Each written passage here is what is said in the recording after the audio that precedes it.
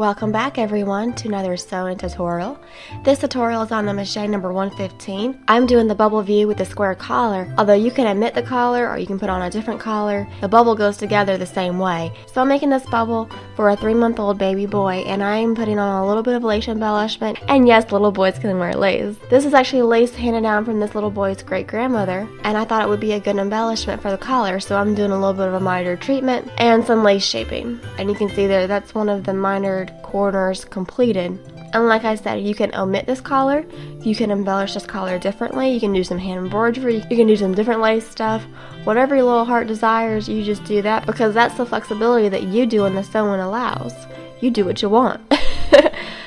So if you are doing the collar and you have the collar embellished, now what you're going to do is put right sides together with both of your collars and stitch along every edge except for that neckline. Then you're going to trim that seam allowance so it's maybe 1/4 inch away from your stitches, and you're going to make little snips in the side where that curve is so the fabric lays nicely. Then turn it right sides out and press all those seams down so it lays flat. Now you can start the construction on the bubble top. And I forgot to film this part. What you're basically going to do is take that front bodice and the back bodice and put the linings in between. Do you see how this is a circle? Do you see how I have my front and then a lining and a back and then a lining? Well, I'm going to put right sides together on all those shoulder seams and sew all of the shoulder seams together. Once you've done that, iron those shoulder seams open. Now you're going to align the back to the front, and those portions that we were calling lining before are going to fold in half, and they're actually going to become kind of the back finished edge. It's a pretty neat little way to put this thing together. So if you're doing the collar, you want to pin it to the front and back. Notice I'm not having it pinned to the lining. You can see the lining at the top of the screen is just left loose.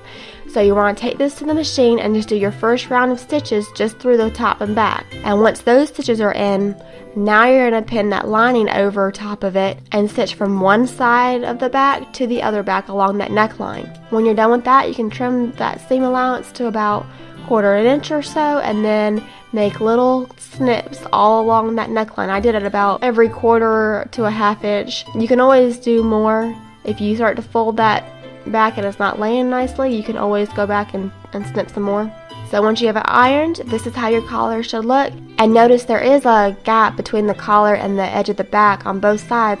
That's a place for whatever buttons or snaps or whatever method you're going to use to close this garment to be placed. Now, I like to do all of my hand sewing at the very end, so at this point what I'm going to do is for all of those lining pieces, I turn them up about a 1/2 inch or so, 3/4 inch, and I iron those down in place. So for this little boy with the little lace around the collar from his great grandma, I figured this deserves some smocking. So I went and rolled this up on my dowel and then ran it through the pleater.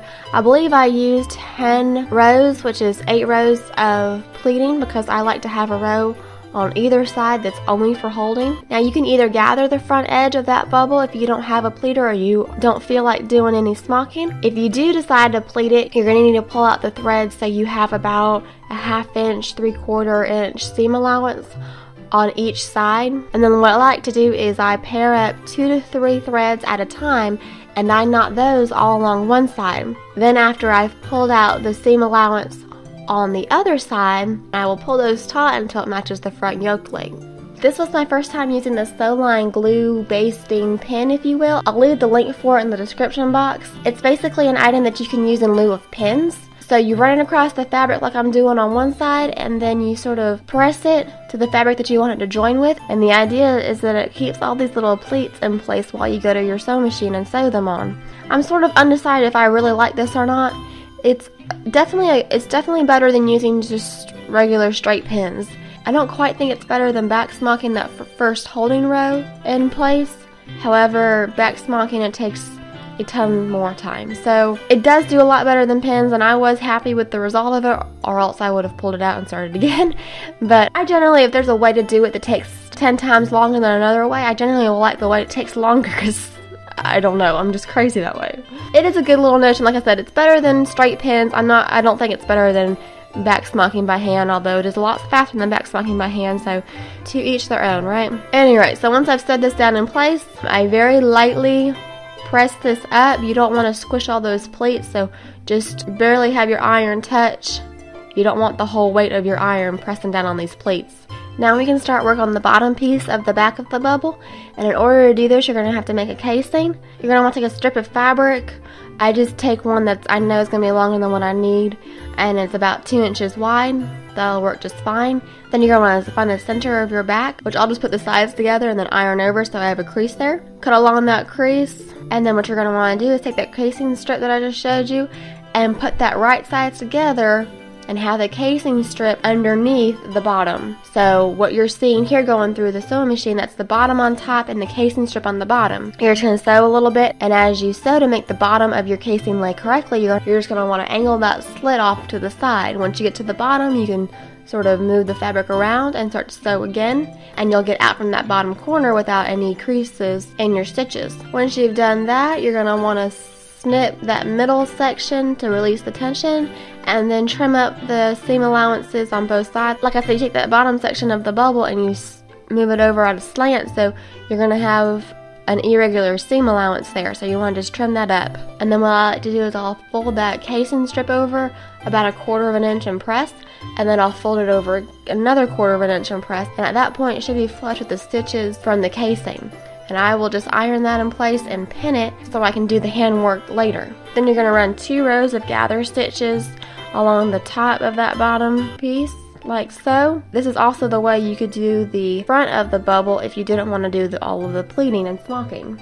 Now you're going to pull those gather threads until you gather the fabric so it's the same length as the back of the yoke, and you're going to pin those together. Make sure not to pin the back lining together. You're just going to pin until you get to that center back. That's where the fold is. Remember that we made earlier, it's not a seam, it's just a fold on that center back. Once you have those stitched in place, you can just pull the gather thread out and iron those seams so they face up. Now we can move on to working on the sleeves. First, turn the edge on the bottom of that sleeve up about 1/2 inch, and then turn it up until it gets to the placement line from the pattern and iron that in place. Now what you're going to do is gather the top of the sleeve and pin that in place on the armhole. Once you've done your straight stitches, you can come back and trim up that seam allowance, and then go back to your sewing machine and either use a zigzag or use your serger to finish that edge off. I just use a zigzag on my sewing machine. Once that's all done, you can pull the gather threads out from your sleeves. Now of course you're going to repeat the same process for the other sleeve, and once you have both sleeves done, now all you need to do is the French seams, and this is basically together except for the casing at the bottom. To do the French seams, you're going to put wrong sides together and stitch about 1/4 of an inch from that raw edge. Now you're going to trim that seam allowance up. I like to do it so it's maybe 1/8 of an inch or so. It's not that critical since it's not going to be going through a pleater, but you still want it to look nice and tidy. Now you're going to flip the garment inside out, and then you're going to iron this seam all the way down. Go back to your sewing machine, and starting at the bottom of the garment, don't start with the sleeve.